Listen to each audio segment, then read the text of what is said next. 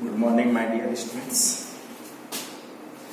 तो हमारी क्लास एक पोस्ट अकाउंटिंग या सेकंड क्लास स्टार्ट करते हैं पोस्ट अकाउंटिंग के लिए।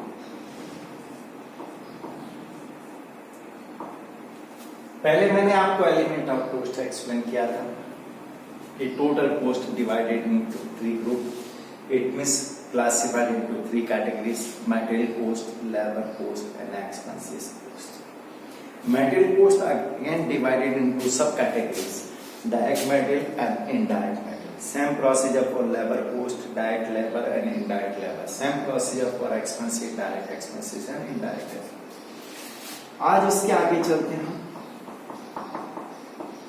Direct material, then direct labour and direct expenses. Direct labor cost is the wages cost. It is a nature of productive nature.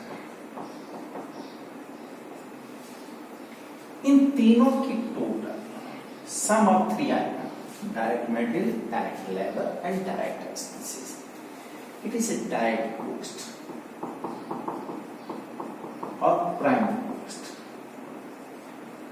Direct cost and prime cost. प्रत्यक्ष लागत या मूल लागत। Direct cost and either of prime cost. तो direct material, direct labour और direct expenses तीनों direct है तो इनकी कॉस्ट डायरेक्ट कॉस्ट कहलाएगी या प्राइम कॉस्ट कहलाएगी। Then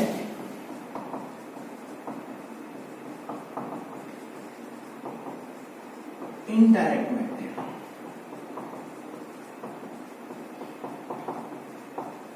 indirect labor cost, indirect expenses. Sum of three items: indirect material, indirect labor and indirect expense. Indirect cost either overhead.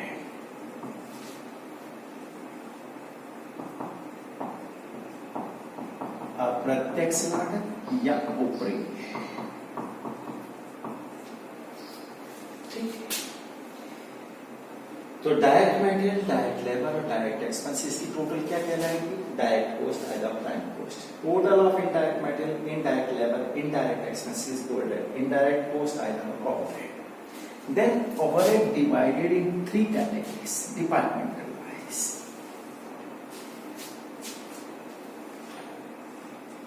First, factory overhead, either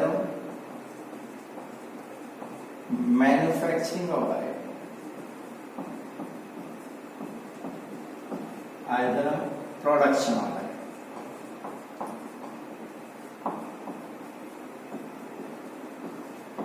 either factory on cost. Factory on cost Hindi में बोलते हैं भाई कारखाना ऊपर है।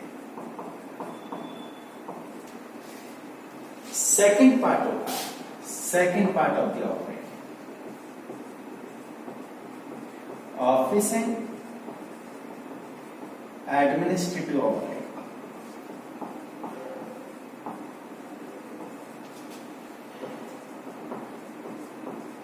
कार्यालय एवं प्रशासनिक।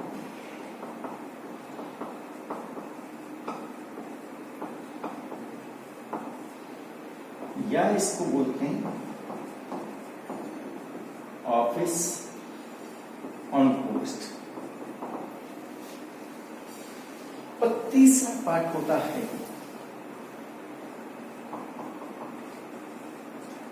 सेलिंग एंड डिस्ट्रीब्यूशन ऑफ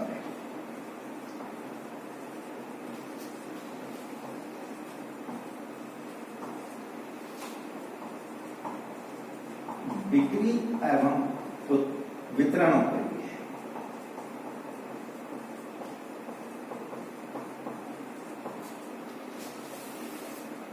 इसमें फैक्ट्री से रिलेटेड एक्सपेंसेस, इसमें ऑफिस और एडमिनिस्ट्रेटिव से रिलेटेड एक्सपेंसेस, इसमें सेल्स एंड डिस्ट्रीब्यूशन से रिलेटेड एक्सपेंसेस लेंगे। ठीक है,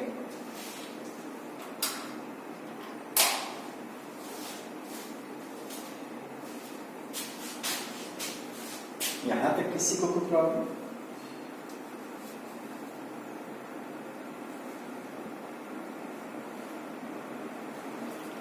अब आपको एक्सप्लेन करता हूं।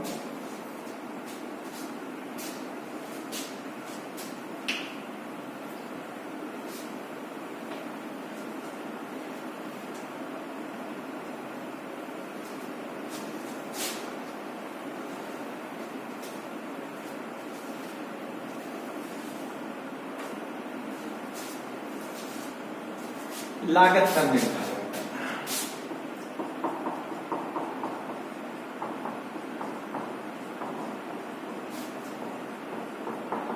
Determination of cost.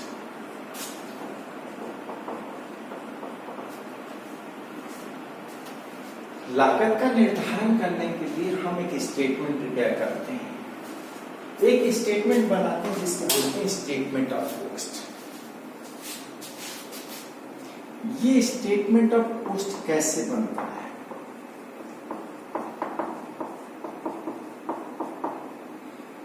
लागत विवरण पत्र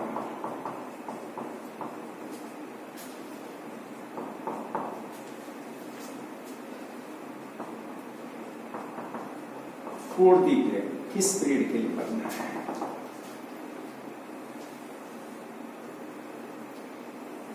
ये मैं कई बार आपको एक्सप्लेन कर चुका हूं कि कोई भी स्टेटमेंट हम बनाते हैं, कोई भी एनालिटिकल टेबल बनाते हैं, उसमें टू और बाय वर्ड यूज नहीं होता है।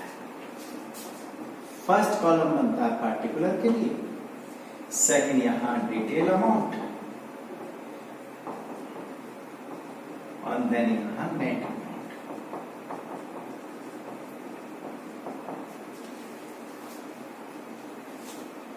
समझना ढंग से। सबसे पहले डायरेक्ट मटेरियल, इसको हम रॉ मटेरियल भी बोलते हैं, raw material concept. Direct material,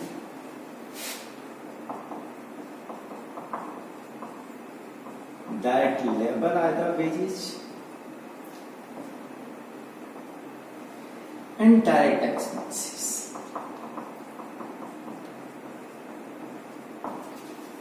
या इसको बोलते हैं chargeable expenses, chargeable expenses. Sum of direct material, direct labour, direct expenses called as prime cost. वो प्राइम कॉस्ट होगी। उसके बाद मैंने ओवरहेड बनाया था। ओवरहेड को 3 कैटेगरीज में डिवाइड किया था। फर्स्ट ओवरहेड कौन सा था? Factory overhead. Factory overhead, factory overhead add करना है। It is a factory cost either a works cost.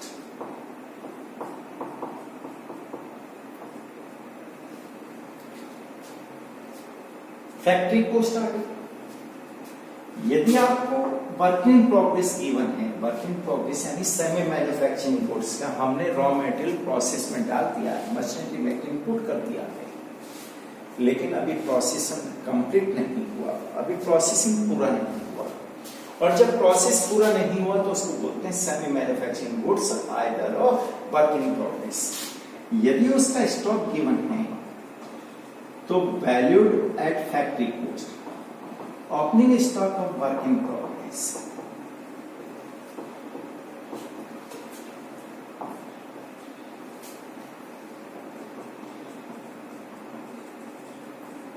Closing stock of work in progress minus करते हैं। It is actual factory cost, net factory cost.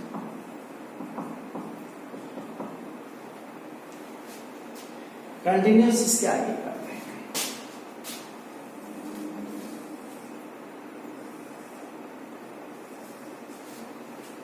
पहला overhead add किया factory overhead, और first adjustment करना work in progress का। Second overhead, second overhead कौन सा था? Office and administrative overhead.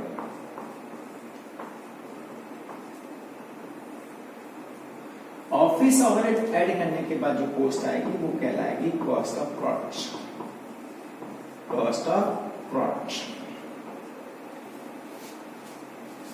अब यदि हमारे पास स्टॉक बचा हुआ, हमने प्रोडक्शन प्रोसेस कंप्लीट कर लिया लेकिन सेल होने से रह गया, ऐसा गुड्स हमारे पास बच गया जो फिनिश्ड तो हो गया, कंप्लीटली प्रोसेस हो गया लेकिन सेल नहीं हुआ, तो उसे बोलते हैं फिनिश्ड गुड्स। यदि उसका स्टॉक गिवन है तो ओपनिंग स्टॉक ऐड कर दोगे, क्लोजिंग स्टॉक माइनस कर दोगे। Opening stock of finished goods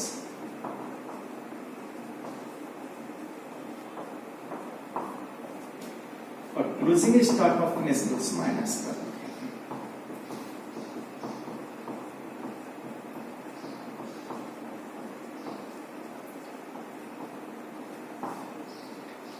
finish goods का एडजस्टमेंट करने के बाद जो कॉस्ट आएगी वो कहलाएगी production cost of goods sold. Production cost of goods sold, बेचे गए माल की उत्पादन लागत।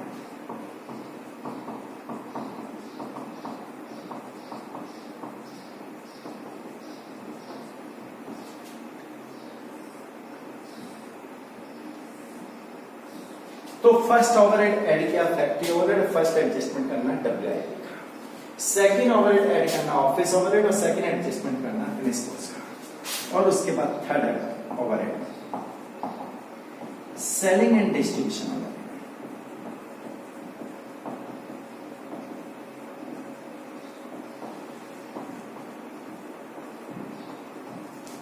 Selling and distribution overhead add कर दो। सेलिंग ओवरहेड ऐड करने के बाद जो कॉस्ट आएगी वो कहलाएगी total cost, either cost of sales. Cost of sales.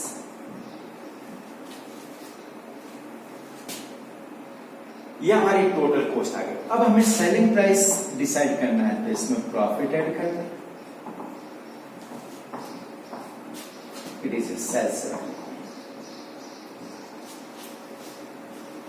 तो ये स्टेटमेंट कॉस्ट। तो आज मैंने आपको समझाया है कि हम डायरेक्ट मटेरियल, डायरेक्ट लेबर और डायरेक्ट एक्सपेंस तीनों की टोटल कहलाएगी prime cost. Indirect material, indirect labour और इनडायरेक्ट एक्सपेंस इन तीनों की टोटल कहलाएगी इनडायरेक्ट एक्सपेंस। ओवरहेड, ओवरहेड को हमने 3 कैटेगरीज में डिवाइड किया, फैक्ट्री, ऑफिस और सेलिंग। इसी सीक्वेंस में चलना है। सबसे पहले फैक्ट्री ऐड करना है, फिर ऑफिस, फिर सेलिंग।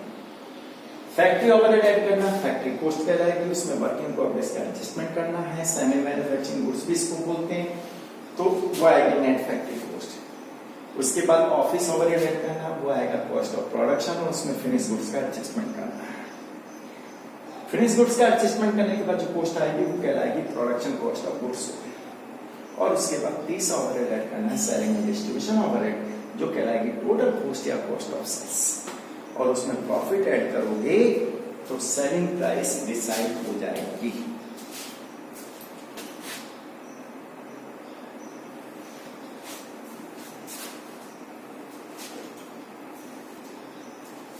क्या समझे?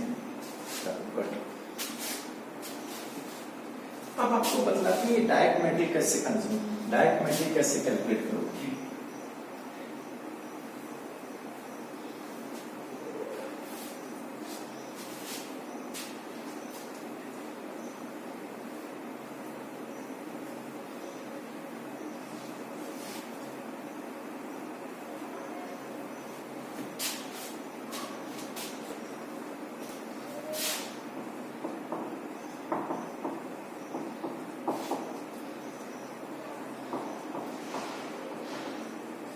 raw material या other direct material consumed.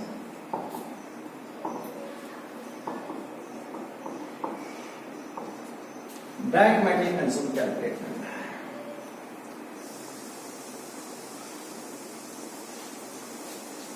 ये चाहे तो हम सर्किट बना सकते हैं, चाहे उसी में मर्ज कर सकते हैं। जहां डायरेक्ट मटेरियल कॉस्ट लिखा था, रॉ मटेरियल कंज्यूम लिखा था, वहीं हम इसको एक्सप्लेन कर सकते हैं कि हमने प्रोडक्शन के लिए कितना रॉ मटेरियल यूज किया है।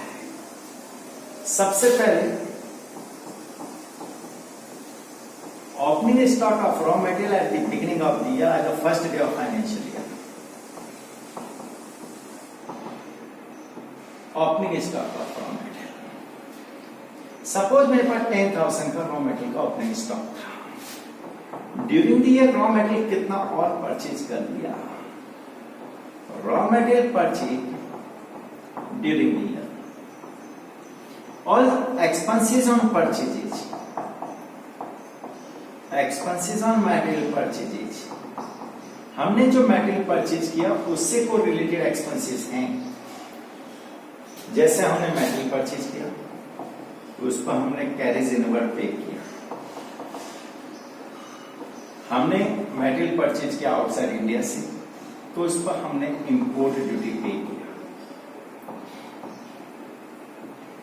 हमने मटेरियल परचेज किया थ्रू एजेंट तो उसको कमीशन दिया गया, कमीशन ऑन परचेज, यह हम इसमें ऐड कर देते हैं। तो मटेरियल परचेज करने रिलेटेड जो भी एक्सपेंसेस हैं वो इसमें ऐड हो जाएंगे। ऑक्ट्राई भी लिख देता हूं, अब तो चलता नहीं है, पहले था ऑक्ट्राई। अब इसमें क्लोजिंग स्टॉक जो मटेरियल यूज नहीं आया, unused material, it means closing stock of material, क्या ऐसा मटेरियल जो मैंने प्रोडक्शन में यूज ही नहीं किया, मेरे पास 10,000 का था, 1 लाख का परचेज कर लिया, मेरे पास 1,10,000 हो गया, उसमें से 20,000 का बच गया तो मैंने मटेरियल यूज किया कितना, 90,000 का। सपोज इसमें से भी कोई मटेरियल यूज नहीं किया, अदर यूज कर लिया, तो वो भी माइनस करना जिसका प्रोडक्शन में यूज नहीं हुआ। कौन सा, material theft, material lost by fire,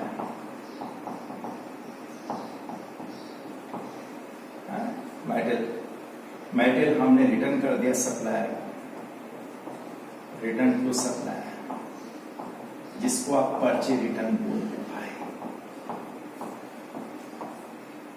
तो ये आता है रॉ मटेरियल कंज्यूम। या इसमें एक और माइनस कर दें, sale of waste material, scrap material, खराब मटेरियल हो गया हो, वेस्ट मटेरियल उसको हमने सेल कर दिया, तो ये तीनों माइनस हो गए, तो आ गया रॉ मटेरियल कंज्यूम। तो आज आप इनका रिवीजन करें, नेक्स्ट मीटिंग में आपको आगे लेके चलते हैं, ठीक है। जिन्होंने अभी तक मेरे चैनल को सब्सक्राइब नहीं किया वो मेरे यूट्यूब चैनल को सब्सक्राइब कर लें, अपने कमेंट्स लिख दें। Okay, welcome, thank you.